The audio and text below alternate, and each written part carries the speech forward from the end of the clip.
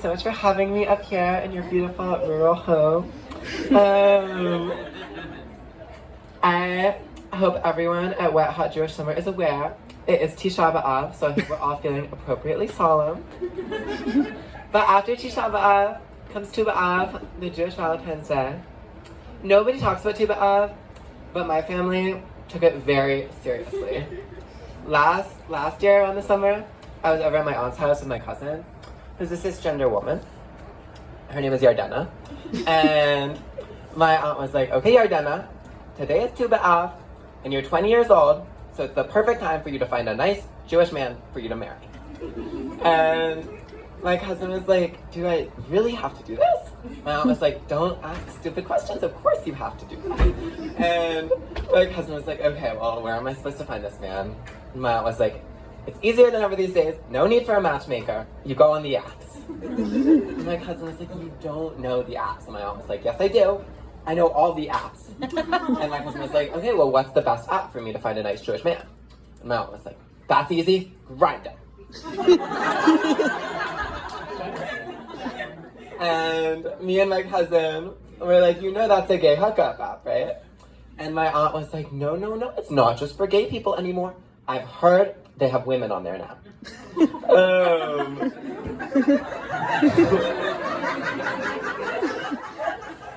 But you know, Grindr could be the perfect place to find a nice Jewish man because everyone's really quick to advertise if they're cut or uncut. I love my aunt. Her one big flaw is she thinks being a trans girl is the same as being a gay man who's extra faggy. But to her credit, she's an ally. One time, right around when I transitioned, she came up to me and she was like, Aviva, I'm so happy for you that you transitioned. I was just wondering, do you have any good friends in college? And you know what I mean, like good friends. And I was like, yeah, I mean, I have good friends. And she was like, oh, that's wonderful to hear. That's what college is for. You know, when I was in college, I had many good friends, and most of them were homosexual men like yourself. And I used to always watch them and their boyfriends as they died slowly and horribly from AIDS. So I need you to always use protection, and I need you to never go past the sigmoid colon when you douche, because if you do, you'll be dealing with Niagara Falls, and trust me, there's not a man or woman alive who wants to deal with Niagara Falls. I've been talking a lot about Judaism and sex. These are my two big talents in life, and as an enterprising woman should, I monetized them both. My mom was shocked and horrified when I told her that I was a prostitute and a Hebrew school teacher. She was like, who hired you to teach Hebrew? Your Hebrew is horrible. These kids are not going to learn anything. I love working in Hebrew school though because I can get all my friends jobs there. And my boss was a little dubious at first. She was like, Aviva, you're sending me a lot of transgender women with no teaching experience to work here. Should I really hire these people? And I was like, yeah, you should. It's like, even though they don't have teaching experience, Hebrew school teaching is a huge cultural value in the trans community. And my boss was like, really? I was like, yeah, we're all really good at it because it's one of the main trans girl jobs. In our community, we have DJs, we have coders, we have prostitutes, and we have Hebrew school. And my boss took a second to think, and she was like, oh, that's why you all look like that.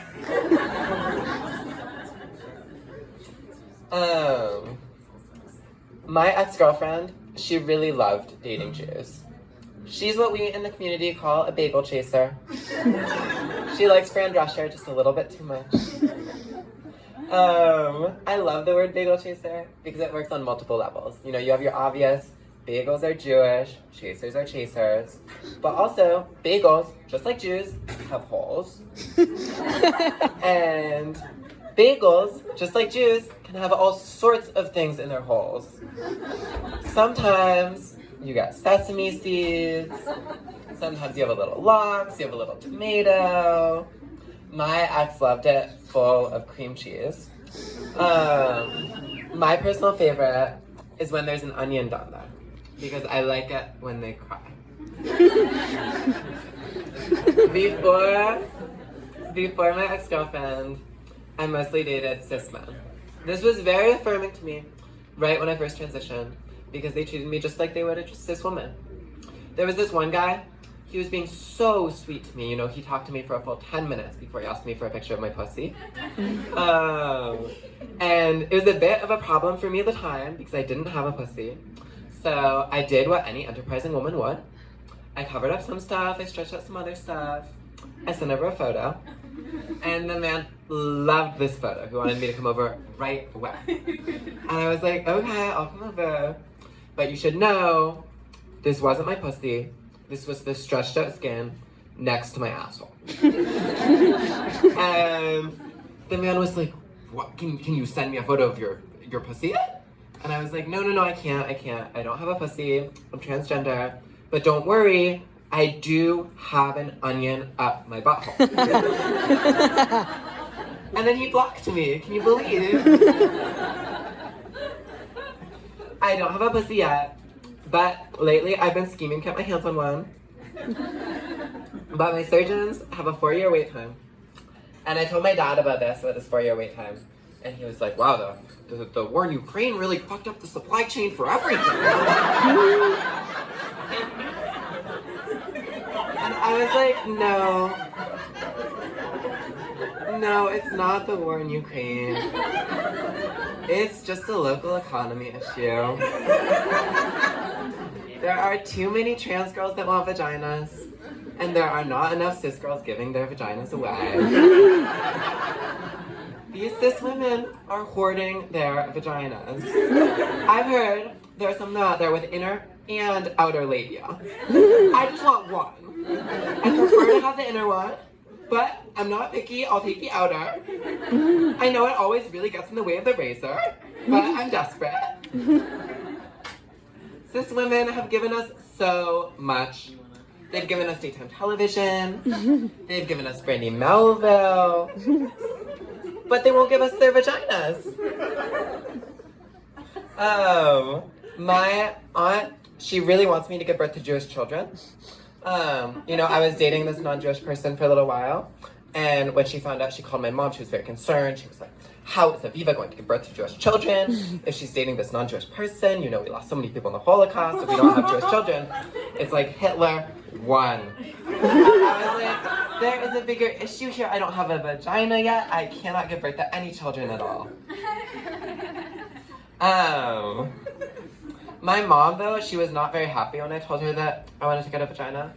She had a different plan. She was like, you know, bottom surgery, it sounds great, but what if instead you took ayahuasca with a psychedelic specialist rabbi? And I was like, yeah, that sounds great, but is this psychedelic specialist rabbi self-lubricating? And my mom was like, no, but it can make you much more comfortable with your body.